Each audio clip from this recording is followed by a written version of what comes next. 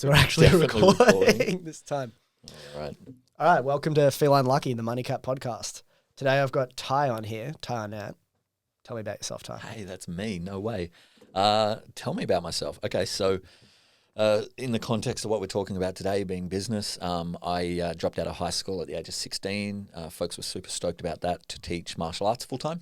The day after I turned 18 on a Sunday. So the day after, I was able to register my own business and martial arts studio. Owned a couple of those. Ended up just doing the great 20-something-year-old business owner thing of, too hard, too fast, being stoked and proud that I was working 80 hours a week and being inefficient and burnt out. Literally ran away to the army. That was my run away to the circus moment. That was my get out. This business owning thing is just too intense for me. I just wanted to get rid of all responsibility. The army is a good place for that. Mate, basic training, everyone complaining that they were told when to sleep and when to shit. I loved it. I was like, yes, I make zero decisions. This is perfect.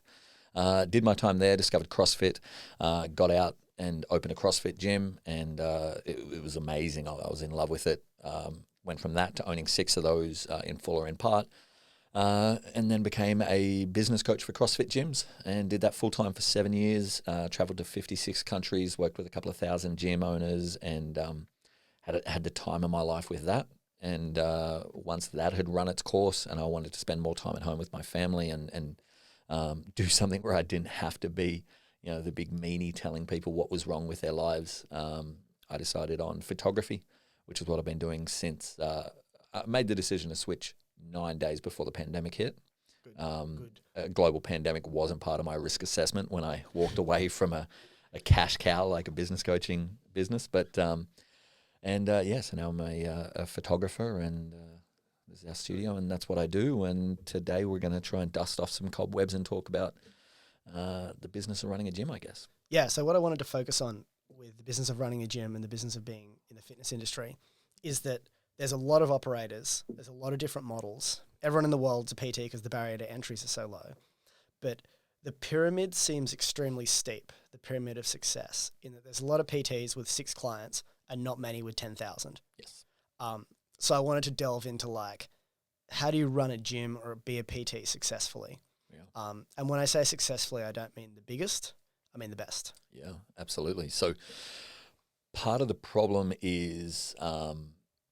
let's jump straight into the segments, right? Part of the problem is, the barrier to entry is way too low. Like, even if you're talking, look, you want to open a big Globo gym, you're going to need $250,000, maybe, if you can do it on the cheap, But a CrossFit gym or a small PT studio, we've opened them with $30,000 or less.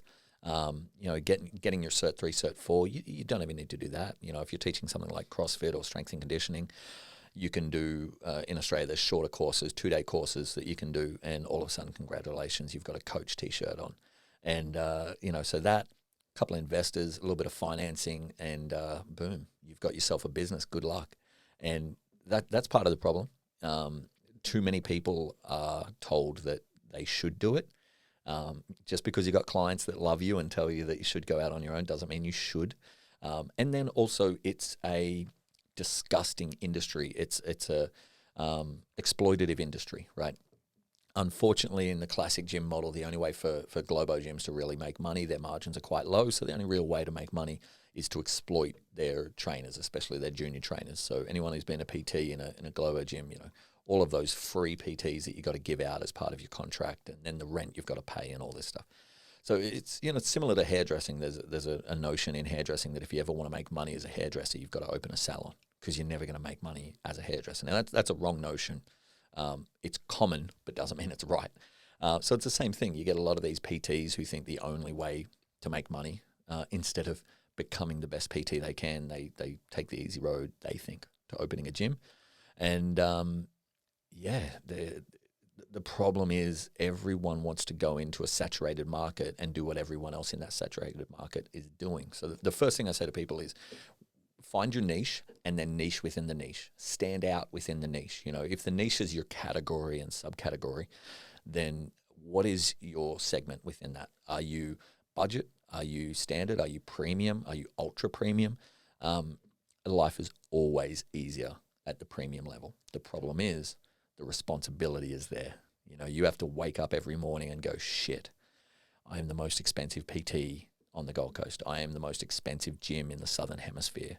I have to get up.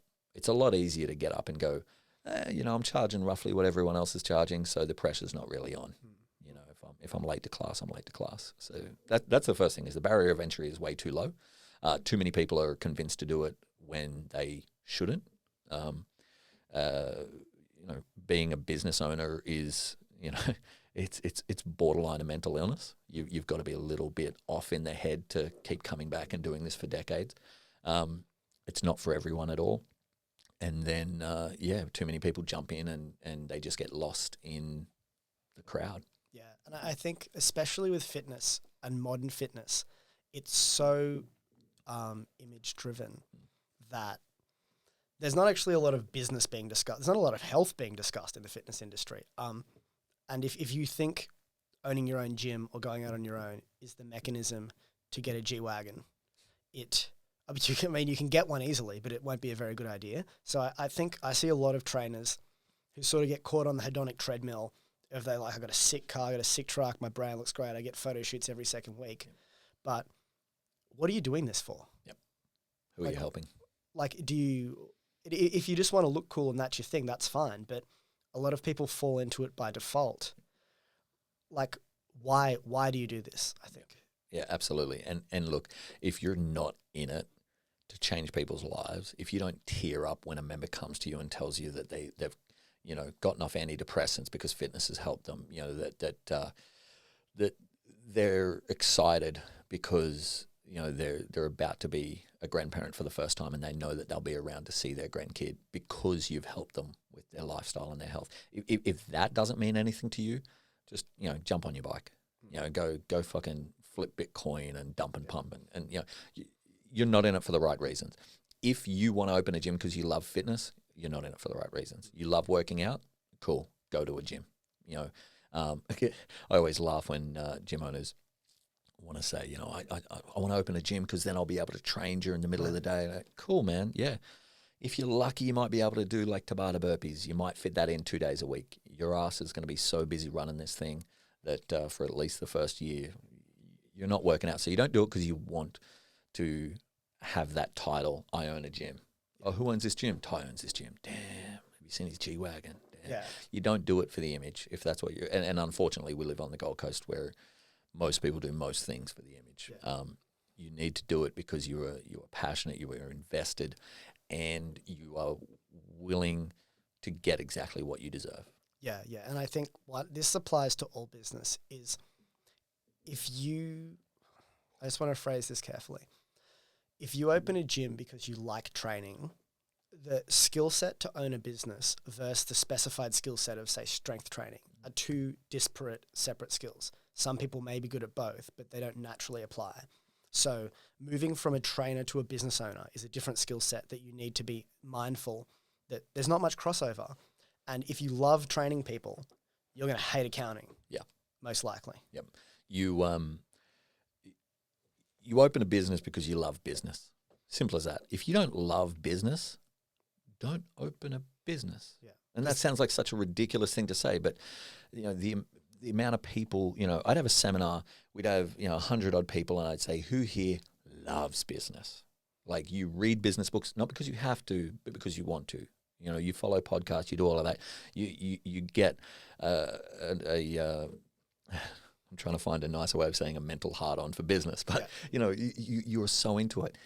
Maybe like 5%, maybe would put their hand up. I go, well, what are you doing? Be a coach. By the way, it's not easy to become a 6-figure coach, but you can if you really want to. More and more, to be honest, as there's more successful gyms, there's more positions open for head coaches and stuff like that. But if you don't love business, man, don't do it to yourself. Please don't do it to yourself. No. I've had on, I don't know, maybe 4 or 5 occasions, I've had people I've coached, and we used to do 3-day coaching set one-on-ones, and we'd sit down and on a couple of occasions at the end of day 1, I've had to say, my recommendation is that you don't move ahead. If they had a gym, I'd say my recommendation is you close or sell. Or if they were opening, I'd say my recommendation is you don't open. and I'll refund you my fee. Yeah. I don't want to take your money. I'm going to get on a plane and go back and see my family because neither of us need to be doing this. Yeah. It's not for everyone. No. You know. Yeah. And I don't want to gloss over that point, but I also want to keep things really concise. If you're coming into a gym, you're the Gordon Ramsay of gyms. You come in, someone's like, my gym's failing. What am I doing wrong? What are the things you look for? Number one is you. Number one is the owner. All right. Wasn't ready for that. So okay. we're in a culture, the gyms we're talking about, right? And any service-based business, right? There's a culture aspect to it, some more than others. You know, a large Globo gym where people go in with their headphones and train by themselves, culture matters a lot less. But a jiu-jitsu school, a CrossFit gym, you know, these kind of dance school, pole schools, you know, culture matters more than anything. It matters more than results, for God's sakes. You know, people go obsess over their programming or over the technique. And you go, who gives a shit? What's the culture like? And it's top down. You know, if there's a problem with the culture, then there's a problem with the owner. You know, that's and that problem is either caused by the owner or it's allowed to happen by the owner, right? It's either through their direct actions or their inaction, right? So the problem might actually be one of the coaches, but it's the owner's responsibility to maintain that culture. So, 9 times out of 10 when there's I go into a gym that's not performing, we start with culture. What's the culture in this place? Is it even intentful? It's probably a word. A lot of places it's all organic, and organic is great, but, you know, cyanide's organic. Yeah. Really, you know, like organic can turn toxic really, really quick. So just because the culture organically grew for the first 6 months doesn't mean that it's going to continue in that positive direction. You have to, as the leader, you have to grab it by the balls and give it direction. Absolutely. And I think you're spot on with culture. This is the same thing you see with startups and small businesses as they scale up. There's a certain number, which I don't know what the number is. You can manage, say, 10 or 12 people yourself and the organic culture just through your individual relationships. But there comes a point when humans naturally start fragmenting into subcultures within. You see it in gyms all the time. And this isn't to say it's a bad thing. It's just what happens. But as the owner of a business or a gym or anything, you have to drive that culture from the top once you've got more than 10 people in there. Yeah. Because people all have their own agendas. And this isn't malice on anyone's part most of the time. Yep. But someone has to guide this process. It's like a garden, right? You want a nice garden. I don't know why I'm using a garden metaphor, and I literally don't care. You're in it, go deep. But you need to prune it and keep it in line and shape it to what you want. So it's so important to drive culture in organizations and small businesses, and especially gyms. Yep. And if you want to be the hard-ass gym where everyone are hard-asses and we just do hard-ass stuff all the time, that's all right, but you'll attract hard-asses. But if you want to be the family gym where people come in, they can leave their kids in the corner, you need to drive that. Yeah. But it's difficult. You can't be everything to everyone. So culture's it's such a hard thing. You know, it just slips through your fingers. It's so ephemeral. You can't grasp it. You can't measure it. What you can measure is systematization. You know, okay, like you said, culture can be maintained by one person when that one person is interacting with everybody affected by the culture. But as soon as you become removed from that, you start hiring coaches. You need to, number one, define that culture, and then you need to reinforce it with systems, right? So if the culture, we were talking about before at your jiu-jitsu school, where if there's a new person walks in, everybody has to go and say hello to that new person, right? It's intimidating, it's scary. Let's make them feel welcome. Culturally, that can just be something that we do, we've always done. People learn it by observing it, and that's it. Or we can systematize it, you know, in the welcome pack. We say, hey, here's the 10 things that we do, or making sure that the coaches know, hey, there's a new person, tell everybody. Like there's some sort of reinforcement to that. Yeah. And if you don't define your culture, then as you grow, all the other shareholders will. Your members, your coaches, everybody, and then you'll turn up one day and you'll have this big gym that you hate because it's become something. And in CrossFit, you see this a lot. You know, there's kind of two worlds of CrossFit. There's the CrossFit, right? Normal people, you know, the normal CrossFitter is a 35 to 45-year-old mum, right? That's statistically worldwide. That's the average CrossFitter, not, you know, the Matt Frasers and these badasses you see on TV. So there's the gym experience, and then there's the competitive experience. If you don't define and then manage through systems your culture, every single gym I've ever seen ends up being that competitive, toxic, elitist environment. And the owner's got no one to blame but themselves. Yeah, and the competitors, and this isn't a slight at competitors by any means. Yeah, it is. But the mindset you have to be a competitor at a high level yes. is conducive with pushing and driving. Yep. So you're not going to get a group of competitors who just go with the flow. No. So if you don't manage the culture, and this applies to like alpha dog personalities in organizations as well, not just athletes. Yep. You can have the commercial equivalent of athletes. If you don't manage them under a tight rein, again, not being a dictator, but just keeping tabs on it, it will become, they will push the culture. They will push your agenda unless you run the agenda as the owner. Yeah. Once you've defined your culture, you then cross-reference your culture with their needs. And sometimes there's a clash that can't be worked out. And that's when you say, okay, this gym down the road's the place for you to go. I'm okay losing 15 people who don't align with my culture. It's identical to you have a yoga studio and someone comes in and says, but we want to learn soccer.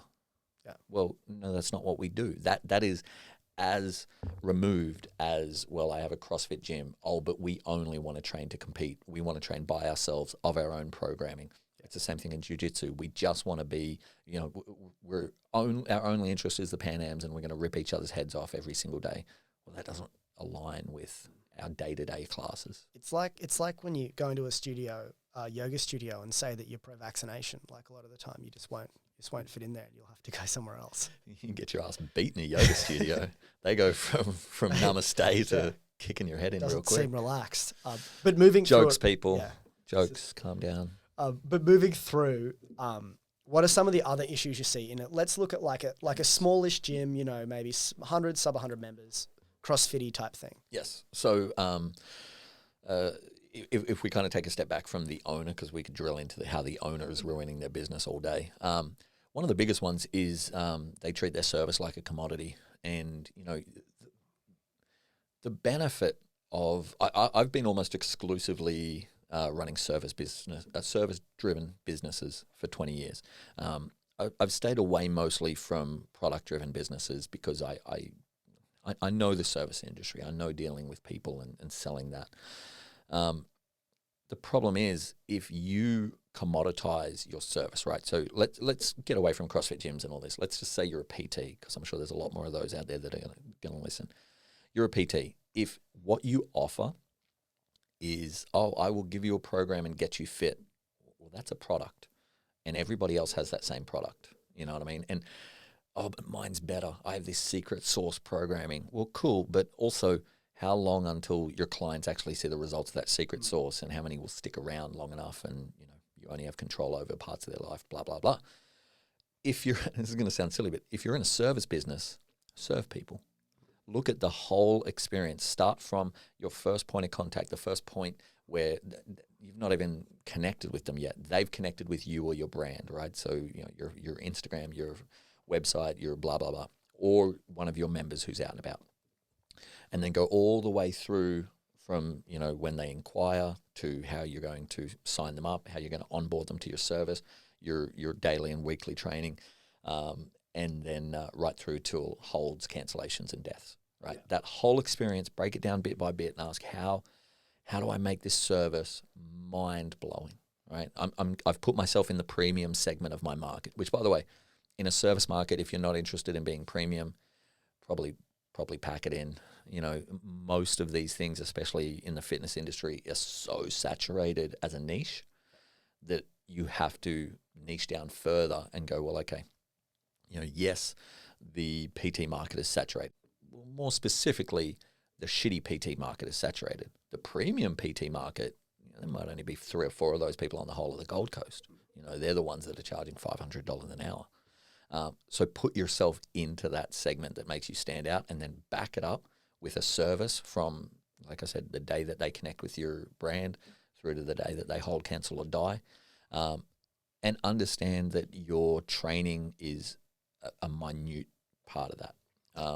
and your brand, your personality, your image is way less a part of that. So stop obsessing over that and maybe don't buy that G-Wagon. Yeah. So there's actually a couple of things I wanted to unpack and talk about in there. One is that I don't know who needs to hear this, but personal training is a premium offering even at a cheap level. Yes. Because in the eyes of an average person who doesn't think about fitness 24/7, spending $65 to $85 for 1 hour to be trained by someone when you're not an athlete is a premium thing. So they're going to see your trainer is sort of like the fitness equivalent of the day spa. Yep. It's so you need to offer that. And when people leave, it's because like the first thing that goes if you have to cut something back is your PT. Yep. Because when you're given between that and paying your phone bill, you're going to cut your PT. Yep. So your whole offering, you have to be like, people aren't necessarily going to train with me. They're going because they like me and they feel like they're getting something out of it. Yep. And the same with a lot of service businesses is you end up being the psychologist half the time as well. Some people are results driven, and yes, you have to give results if you're PTing, but they're not all results. That's also a given. Yeah, that shouldn't the be benchmark. what you stand up and go, we get results. Yeah. Yeah, of course you do. That's the whole point. It's like a water company going, we hydrate you. Yeah. Okay. Yeah. Good. Like I'm on, and the second thing I wanted to chat about, which you brought up, there's 3 things. The second thing is when you said it's not all about image. Yep. So one thing I see generally in business with a lot of people when they're starting is they will obsess over their brand initially. And they waste so much time, energy, and money on their brand. And ultimately, when you start a business, you don't know what your brand's going to be when you start it. So you just have to start with something. And it probably won't be great, but that's okay. Because some brand is better than no brand. So this is a general piece of advice for starting any business. Get something that's not terrible and start there. Yep. And the third point I wanted to bring up that you'd mentioned is about people how they'll chat to their friends and things like that. It was like this cheesy thing we had in banking called ask for a referral. And when you're confident with your product, if you go to one of your clients and be like, hey, I want to take a few more people on. Is there anyone you know who you think like I'd be able to help? If they're happy with you, they'll be like, oh yeah, actually Steve wants to rehab his knee. And referred customers and existing customers are the cheapest customers you'll ever get. 100%. It's so to go back to image, I'll get to referrals because man, it's the biggest. It's the last subject that we cover with gyms, but it's the biggest subject. I'll explain why. But anyway, back to image, back to branding and all that kind of stuff. Your brand, that's what people say when you're not around. It's not your logo. It's no one gives a shit that, oh, wow, they're using a sans serif font. Ooh. Oh, look at that color combo. Damn. Oh, he's always posting videos of himself in the brand new Mercedes. Ooh. That means naught compared to someone going home, turning up to a PT session or a class, feeling like shit, and then walking out feeling seen, heard, and valued. Walking out feeling like, oh, man, I don't even know what movements we did today. But holy shit, they looked me in the eye and listened when I talked. And when I had a concern, they didn't blow it off. They didn't just say push through it. They actually care about me. They give you can't fake giving a fuck about people. That's your brand. And all the other shiny shit, maybe that'll help with a very small percentage of people coming towards you. By the way, anyone who's attracted to shiny shit is probably not the client that you want for something like this in the first place. So your brand is service the hell out of your members, right? There's a saying in hospitality, lick them to death, right? What? Now don't actually lick your clients. What possible saying in hospitality is that? What hospitality? I've heard it a few times. Where? Mostly in courtrooms when people are defending themselves. Right. No, lick them to death. Over service your clients in such a positive way. I hate that we have to just the most put that out there, but cat-like theme possible. Yeah, exactly, right? But please don't lick your clients, guys. Service them to the point where what they say about you when you're not around, that's your brand. And that kind of leads nicely into referrals. In a business like this, in any service-related business, you are built on referrals, and I love that. I'm a big fan of you get what you deserve. You put the right effort into the right place, you get good results. If you don't, you're fucked. Welcome to owning your own business. There's no better example of that than referrals, right? They are the canary down the mine. One of the first things I it's a past life, having flashbacks. One of the first things I used to do with gyms is I'd say, I need to see your referrals. Don't just tell me, because people, again, what they see and feel is different than the data. Show me the data on your referrals, because that's the canary down the mine of how happy your members are. You get no referrals, your members aren't happy. It's as simple as that. And we can get into referrals are 7 times cheaper and stay 10 times longer. And, there's all these other like quantitative reasons why you want referrals. But more than anything, it is the ultimate feedback that you are doing the job well. So we built all of our martial arts schools, all of our gyms, all of our business coaching was all built on referrals. Very little advertising, lots and lots and lots of referrals. But without getting too deep, you don't just sit back and cross your fingers and say, I did a really good job today, hopefully someone turns up. You've got to facilitate the referrals, right? You have to, like you said in banking, you've got to ask for them, and then you've got to look at, okay, what does a referral look like in real life, and how do I make that process easier?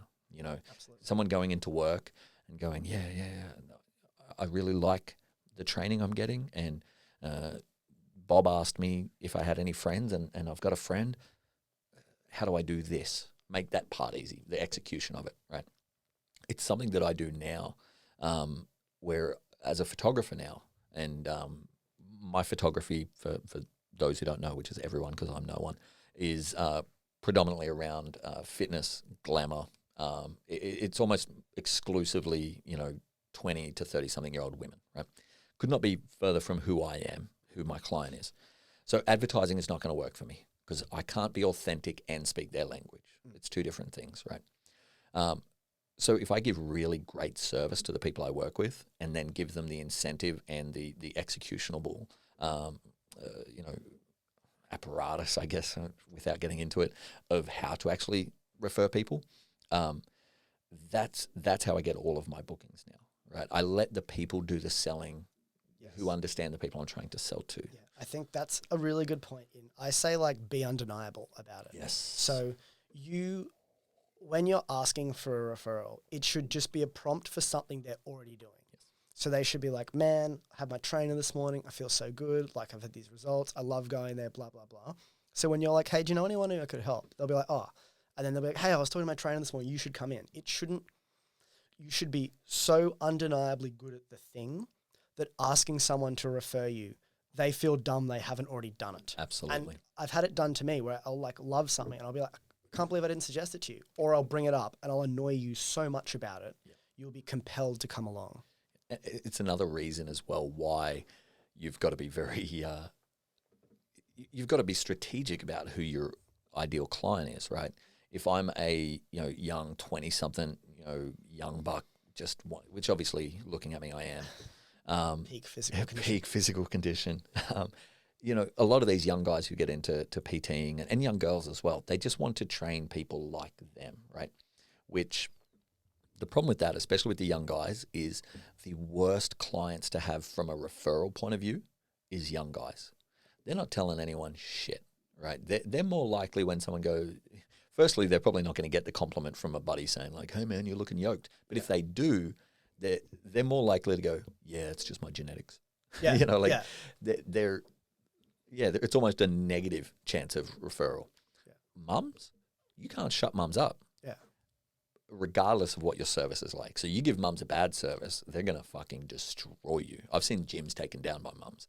But you give mums a good service, they'll turn out with 10 more mums. Who'll turn up with 10 more. Like they are the gold stars. And a lot of young, especially athletic people who want to compete or, compete in bodybuilding, this kind of stuff, they huff and hum about that market segment, about the 35 to 45-year-old mums. Just because, I want to teach people how to do high-level, heavy Olympic weightlifting and they can't do that. cool, man. They can pay your bills. Yeah, You know, they can grow your business. What are you here for? That's such a good point. That I remember I had a PT for a while, my previous trainer, at the gym I was going to. And he was like a bodybuilding guy. He was nice enough, but I could tell he'd just shown up to give me this shitty program that he'd pulled off the internet. Yep. And that was that.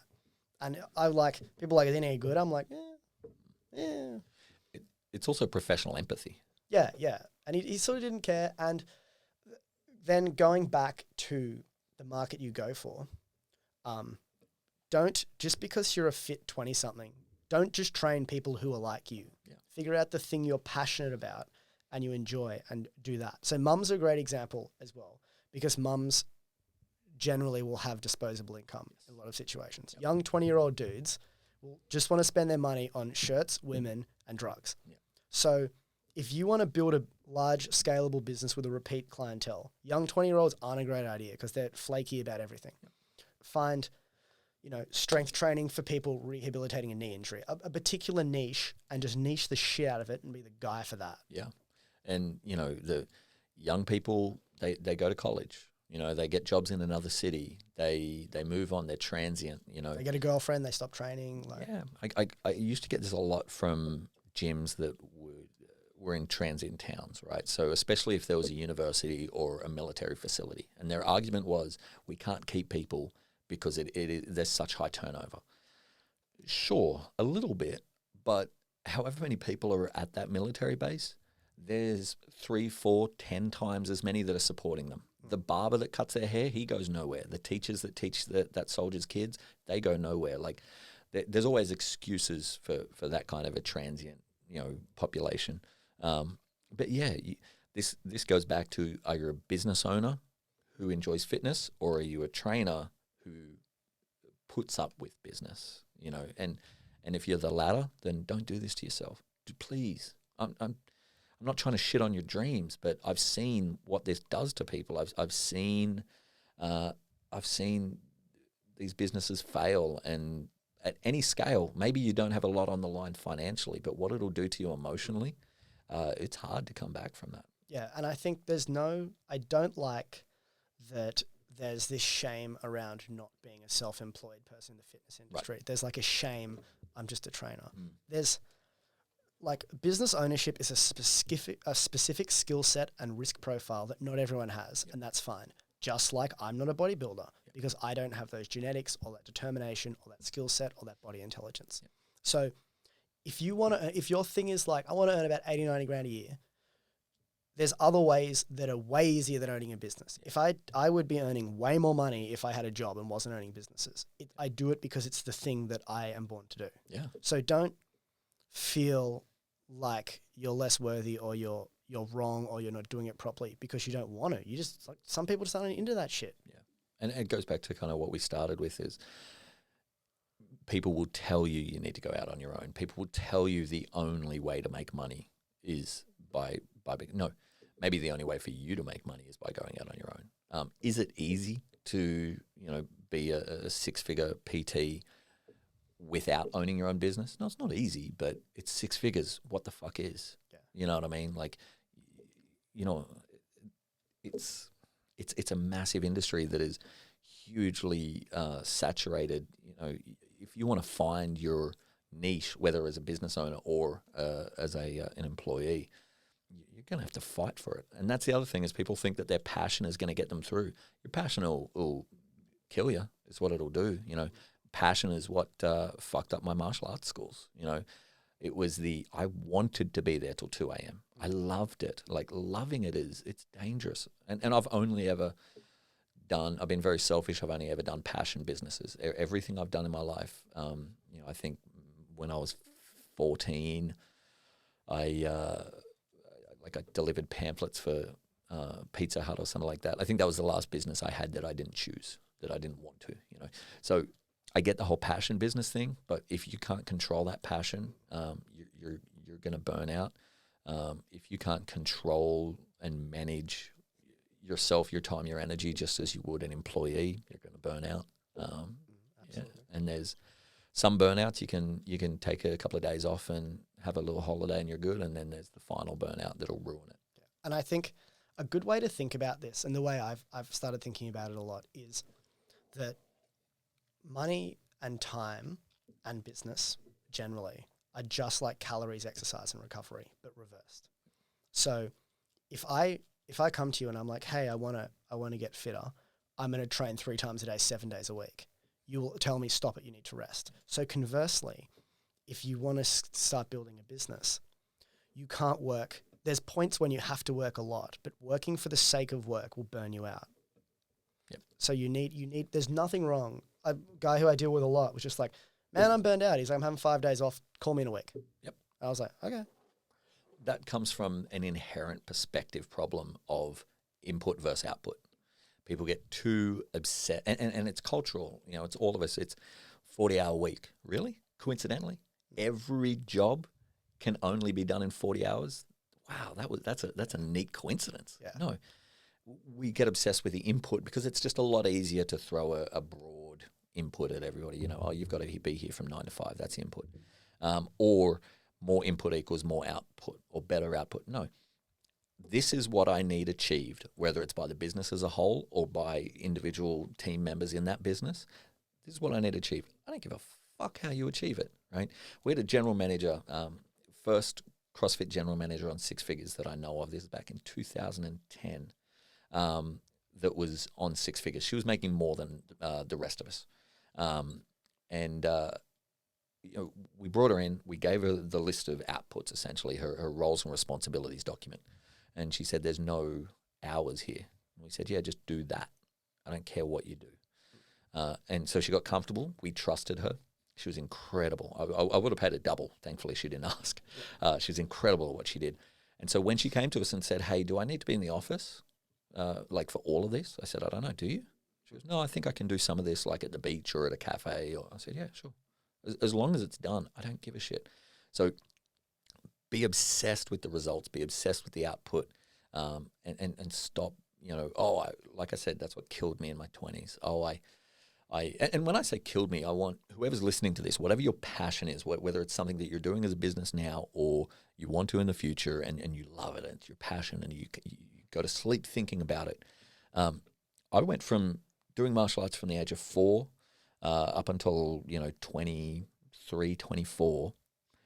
And then from then for about 6-7 years, I would get physically nauseous if I saw a martial arts school. It's the reason that I didn't go to Full Metal for so long, is because I felt sick at the idea of martial arts. It would fuck my day up if I saw a martial arts school, because it would just bring back all these negative emotions that I never dealt with, because that's what 20-year-old males do, is not deal with shit. And it was all because I burnt myself out. It's all because I was obsessed with input and not with output. Yeah. No, it's so true. Well, I think we might wrap up the chat then, nice and succinct, short. If people want to look at your photos online, Tye Arnett photo, TYE ARNETT photo on Instagram. Awesome. And thanks for the chat.